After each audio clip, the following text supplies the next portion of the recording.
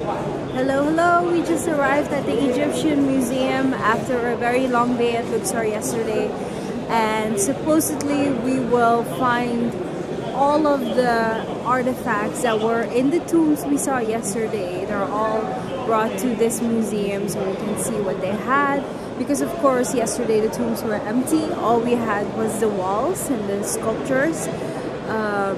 So as you can see behind me, this was all in those tombs. It's a pretty cold day again. It's winter in Egypt. It was actually raining when we got in. So I think if you come around February, I would definitely recommend bringing your winter clothes. So far, I have to say it's kind of a mess. There aren't very clear descriptions on what is what. So I really think that you will need a guide for this museum. So we're looking to see if we can get one for a good price. It's all about negotiation here in this country. Never pay the price they ask you. Always see if you can pay less. Most of the time you can pay a lot less.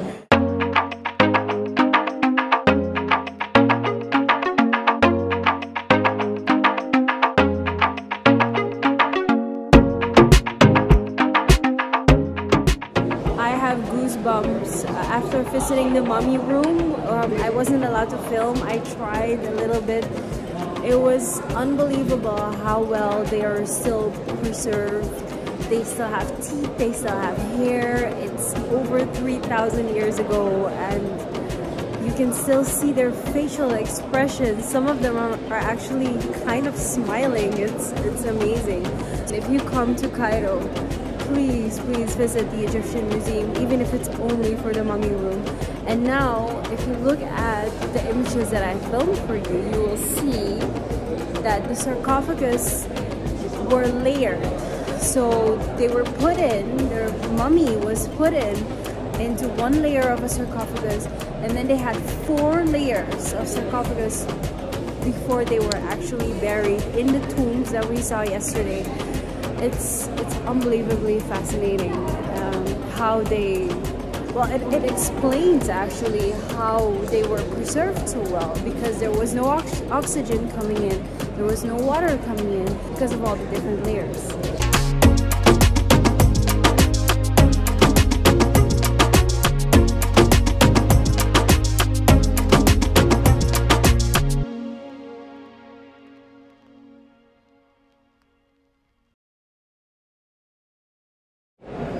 Okay, so we just visited the head of the Tutankhamun.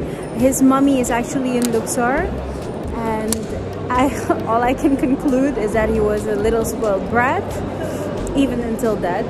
Because if you look at what I was able to film for you, because most of it cannot be filmed, they're very strict. I almost got into an argument with one of the people. But from what I can show you, everything is gold. Only his head mask was 11 kilos of gold, and this guy was super young.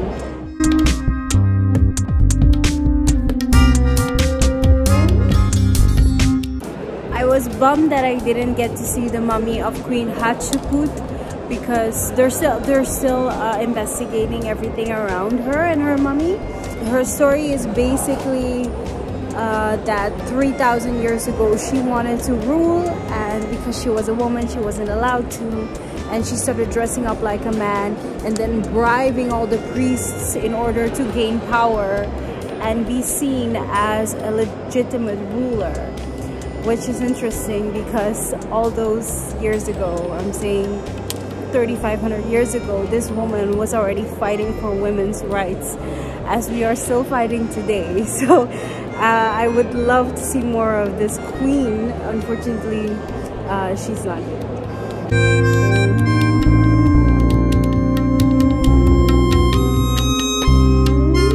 The idea behind it is that the head mask should look as much as the person actually looked in real life, so their soul would recognize it and then be able to resurrect.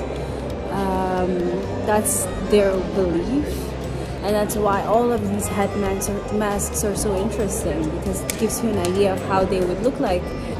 But if you just consider the time that is spent on the detail, not only of the masks, but of all the elements, I think it can be concluded that most of the lives of the Egyptians were evolving around preparing for the afterlife.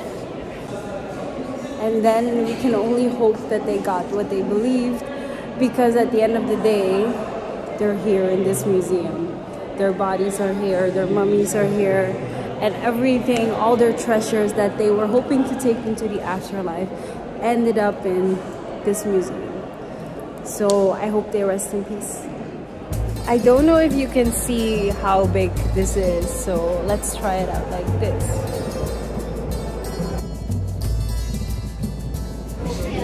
Tip: when you get out of the museum, you will find a gift shop, and I would not recommend buying anything there because if you see the prices, it's pretty crazy. If we talk about the pyramids, there are over 320 in Egypt, and we only saw 15 of them. So we went to the oldest pyramids and the greatest pyramids, the most famous ones. But in general, there are so much more, and all of them are mysterious and fascinating in their own way. And if you just consider the fact that these pyramids, they would stand for eternity, they would stand for a second life and afterlife of the Egyptians, and Egyptians wouldn't care about their actual first life, their life on earth, which is absolutely fascinating, but clear if you consider the time and effort that went into building the pyramids, and all the inscriptions, engravings, the hieroglyphics. It's unbelievable. And these hieroglyphics, they tell a story. It's like reading a book with all different chapters of life, but also like a visualization, like how we would make a visualization board. They would make chambers in the pyramid with a visualization board of how they would like their afterlife to be like.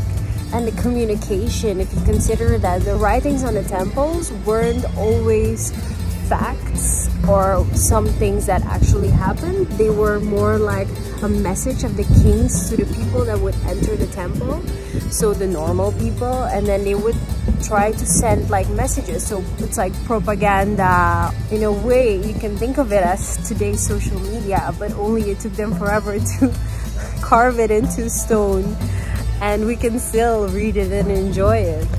And so many mysteries if you just consider the positions of the pyramids, the angle, to understand how they used to be able to calculate this and to create this without any, you know, fancy CAD software or any design software or anything. So it's highly unbelievable, the fact that they were able to keep the oxygen levels so low that you can keep fruits and veggies fresh for 30 days inside the pyramids. And if you just look at the hieroglyphics, the detail, the colors, just consider the time that it must have taken. It's not only art, it's so much more than this. It's not only architecture, it's in 4,000 to 7,000 years ago. It's basically impossible.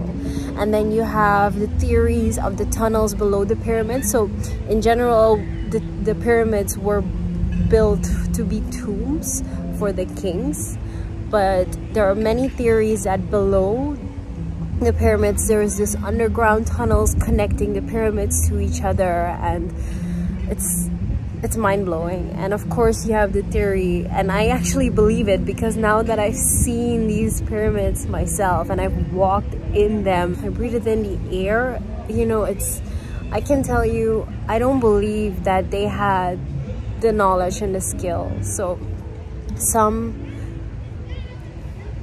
people say the kings were born this brilliant with all this knowledge to be able to build these pyramids. And I don't think that that's possible 4,000 to 7,000 years ago. I think they must have had some help, maybe from another species, from another planet. I don't know. Am I a little crazy right now? Who knows?